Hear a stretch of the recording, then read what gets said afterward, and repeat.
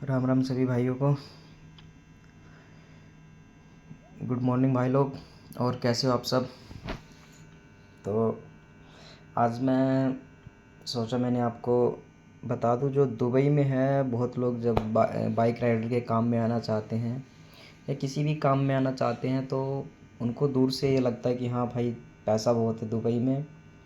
और उनको ये नहीं पता, अगर इतना ही टाइम अगर वो वहाँ दे लें तो इतना तो नहीं, लगभग फिर भी ठीक ठाक पैसा कमा लेंगे और अपना इंडिया में ही अच्छे से रह लेंगे भाई। क्योंकि मेरे को इधर 6-7 महीने हो गए काम करते हुए और मुझे पता है मैं क्या कमा रहा हूँ, क्या बच रहा है मेरे पास। कमा रहा हूँ, सैलरी आती है चली जाती है भाई।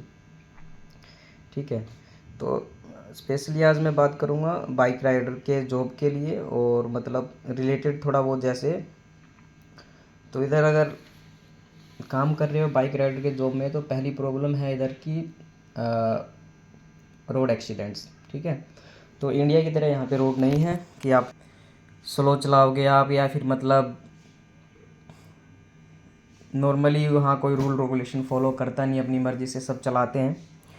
ठीक है। तो यहाँ पे है भाई, एक तो प्रॉब्लम ये होती है कि जैसे मैं तलावात में हूँ तो मेरे को एक ऐप में मेरे को एक उसका मिलता है, राइडर सेफ्टी मिलता है मुझे एक। तो जैसे उसका मतलब ये होता है कि अगर रोड 60 का है तो मैं 60 के आसपास ही चलाऊँगा, 65, 60, 55। तो वो प्लस में पॉजिटिव रहेगा, मतलब 90 से प्लस रहेगा। 90 से नीचे आता है फिर जैसे कई स्कीम निकालते हैं ना ये, जैसे कि 400 दरम का स्कीम है, आपको 40 ऑर्डर पूरे करने, सॉरी 120-30 ऑर्डर पूरे करने हैं एक हफ्ते में। तो वो स्कीम हम कंप्लीट नहीं कर पाएंगे क्योंकि उसमें राइडर सेफ्टी लगभग 95% से ऊपर मांगते हैं। तो रोडों पे ये होता है कि भाई अब तो मैं कई दिन से इधर चलाता हूँ, इधर बरसावन मेरा जोन है तो ये JVC वगैरह वगैरह इधर तो लगभग ठीक ठाक है, आदमी चला लेता है, कोई दिक्कत नहीं है। अगर 60 का रोड है तो बफर होता है 20 का, यहाँ पे 80 तक आप जा सकते हो। 81 पे जाओगे तो जहाँ कैमरे लगे होंगे वो आपकी अच्छी सी एक फ़ोटो खींचेगा और 200 दरम या 500 दरम जितना भी फ़ाइन होता, अभी तक मेरे को पड़ा नहीं है, उतना फ़ाइन आपको भेज देगा वो। इंडिया वाली बात नहीं है कि साहब जी कुछ ले दे के छोड़ दो। तो 200 दरम भी लगभग 4,500 रुपये हो जाते हैं यहाँ के। 500 का काट दिया, फिर 500 का सैलरी में से इसी महीने डिडक्ट हुआ है 500, जो मेरा 10वें महीने में 500 का चलान आया था नो पार्किंग का। लगभग 11,800, 700-800 रुपये कटे हैं भाई साहब जी अकाउंट से। बड़ा दुख होता है। तो ये नहीं है कि आपको जैसे यहाँ पे चला रहे हो इंडिया वाला हिसाब किताब है कि कहीं भी पार्क कर दिया आपने, भाई पार्किंग ढूंढने में आधा आधा घंटा लग जाता है। कहीं यहाँ बड़े बड़े मॉल हैं उनमें जाओगे आप, आधा आधा। अभी इधर एक वाईफाई नाम का मॉल है उधर डेरा साइड में, अब मेरे को लोकेशन याद नहीं है मेरे को, लेकिन उसी साइड है लगभग। तो उधर मैं गया था 2 दिन पहले भाई, मेरे को उधर लुलु हाइपर मॉल का ऑर्डर लग गया मुझे वहाँ। तो मैं जैसे पार्किंग का मुझे पता नहीं था क्योंकि नई नई लोकेशन में पूरी दुबई में कहीं भी भेज देते हैं ये। कहीं आप यहाँ सोच के आओ कि हाँ यहाँ जा रहे हैं काम करने तो 2 किलोमीटर का पिकअप पड़ेगा, 2 किलोमीटर का ड्रॉपअप पड़ेगा, कुछ नहीं पता होता भाई। 15-15 किलोमीटर्स, 15 किलोमीटर्स तक के पिकअप पड़ते हैं। 15 किलोमीटर दूर से आपको ऑर्डर उठाना है और देना, मान लो 2 किलोमीटर भी देना पड़ सकता है, 10 किलोमीटर भी देना पड़ सकता है। तो उधर मेरे को भाई, मैंने पार्क नीचे जाके पार्किंग की, लगभग मेरे को वहाँ से फिर 15-20 मिनट लगे भाई साहब जी, पैदल आने जाने में 30 मिनट लगभग। उसके बाद मेरे को उधर से जाके लोडिंग में 8 में से मैं ऑर्डर उठा के लाया।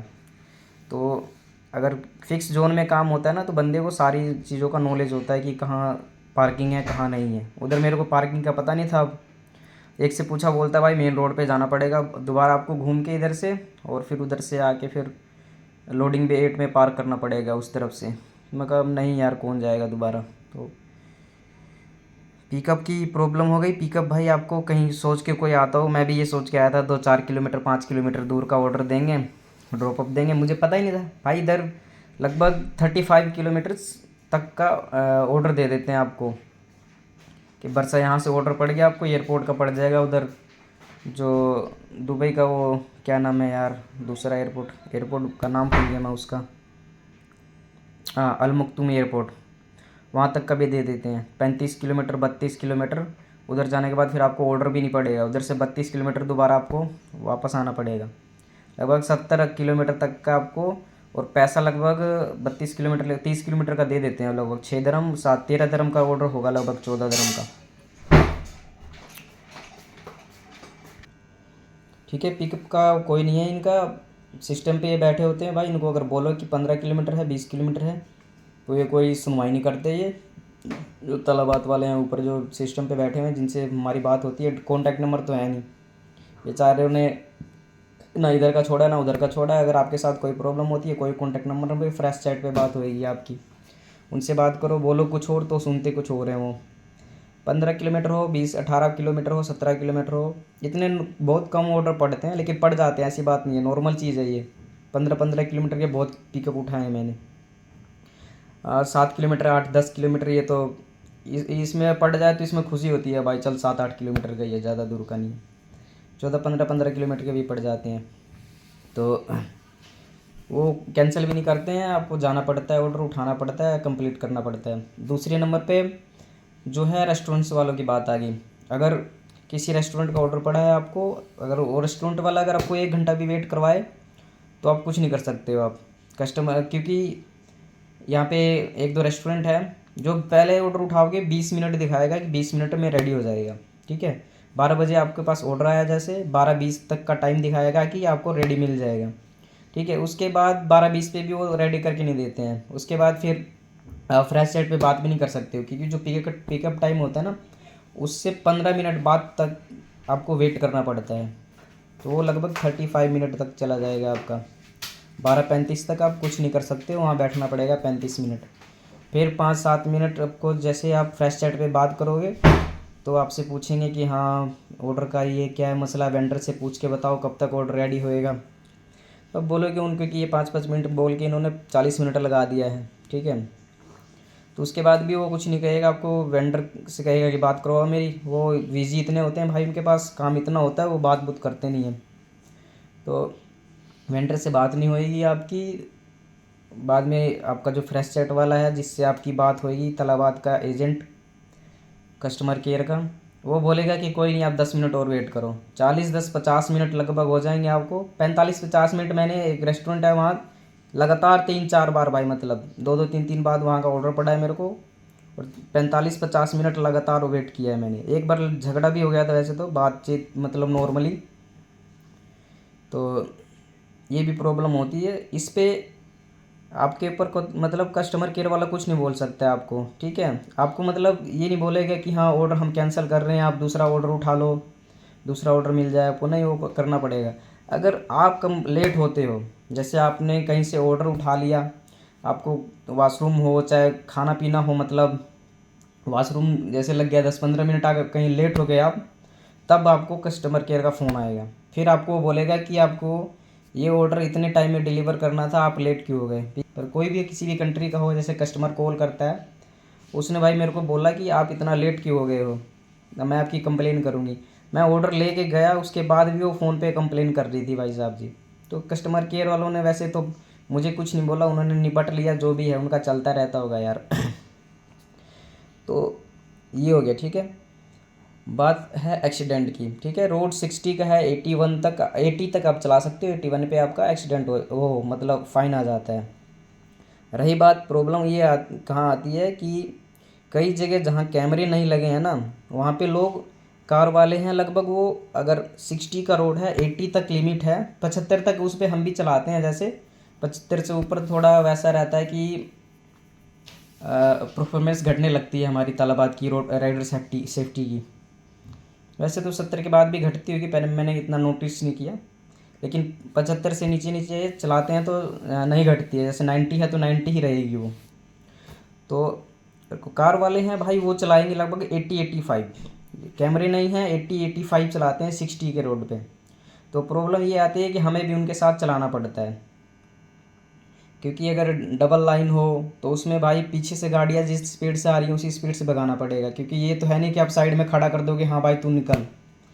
तो ये प्रॉब्लम होती है रोड पे, और एक्सीडेंट भी इसी वजह से ज़्यादा होते हैं। अभी सिलिकॉन मॉल है इधर, सिलिकॉन सेंट्रल, उस रोड पे भाई मैंने इतने दिन चलाया गाड़ियाँ, वहाँ इधर से जाते हुए भाई, क्या नाम है, बरसा की तरफ, इधर से दुबई मोटर सिटी से इधर से जाओगे ना, तो प्रॉब्लम ये आती है कि आप रोड पे इधर से जाओगे ना तो लाइन चेंज करते हुए बड़ी प्रॉब्लम होती है। उधर से गाड़ियाँ 60 का रोड है लेकिन 75 80 85 तक आराम से आती है, तो लाइन चेंज करने में बड़ी प्रॉब्लम होती है। लाइन चेंज करते हुए अगर आपकी गाड़ी थोड़ी सी भी अटैच होगी ना किसी दूसरी गाड़ी के साथ, तो भाई 80-85 स्पीड बहुत होता है। तो ये प्रॉब्लम होती है रोड पे, एक्सीडेंट इसी वजह से बहुत ज़्यादा होते हैं। और जहाँ पे रोड लिमिट है, जहाँ कैमरे लगे हुए हैं, वहाँ गाड़ियाँ वाले ये 60 चलाएंगे भाई। 60 की स्पीड है ना, 80 तक की लिमिट है, 20 बफर मिला हुआ है आपको। 60 का रोड है, 80 तक चला सकते हो, लेकिन वहाँ पे ये 60-65 चलाएंगे, क्योंकि वहाँ इनको पता है कि अगर हम 80 से ऊपर गए तो चलान कट जाएगा। और ये रही बात और रोड एक्सीडेंट की, भाई यहाँ पे एक्सीडेंट बहुत ज़्यादा होते हैं, ठीक है। अभी तक बिना गलती के मेरे 2 एक्सीडेंट हुए हैं, ठीक है। वो भी एक बार तो यू टर्न पे मैं खड़ा था, लाइन चेंज करने के लिए रुका हुआ था अभी, तो वो पीछे से कार वाले ने ठोका, बोला कि भाई नहीं मैंने देखा ही नहीं, मैंने ध्यान नहीं दिया। और एक कैब ड्राइवर वाला था जिसने भाई सिग्नल पे खड़ा था, मैं पीछे खड़ा था, उसका एक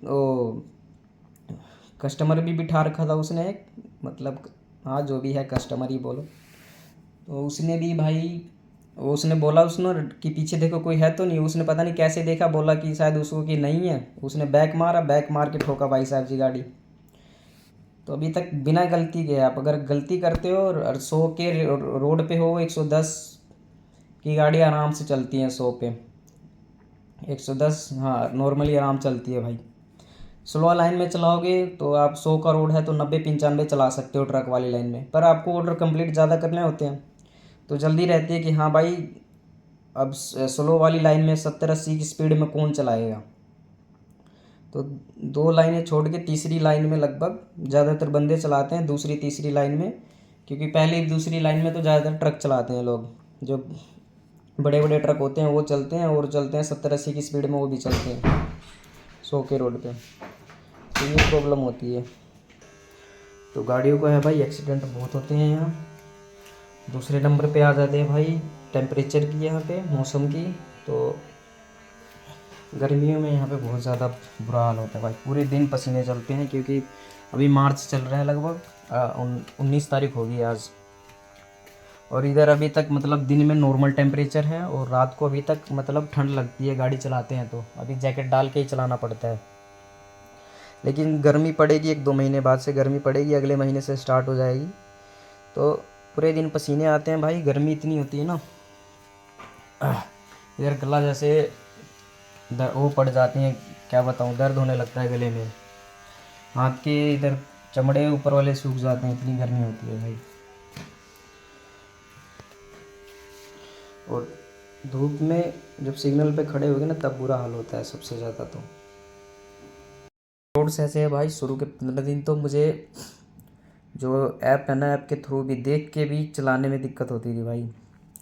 एक रोड में से 3-4 रोड निकले होते हैं भाई साहब, अब उसमें देखने के बाद भी कई बार बंदा, अभी तो दिक्कत नहीं हो रही है, अब शुरू के 15 दिन तक 20 दिन तक लगभग डेली मतलब 2-3 बार शुरू में डेली मैं गलत रोड पकड़ लेता था भाई साहब जी। और एक बार पकड़ लिया फिर 4 किलोमीटर 5 किलोमीटर 10 किलोमीटर भी हो सकता है आपको आगे से यू टर्न लेके फिर आना पड़ेगा।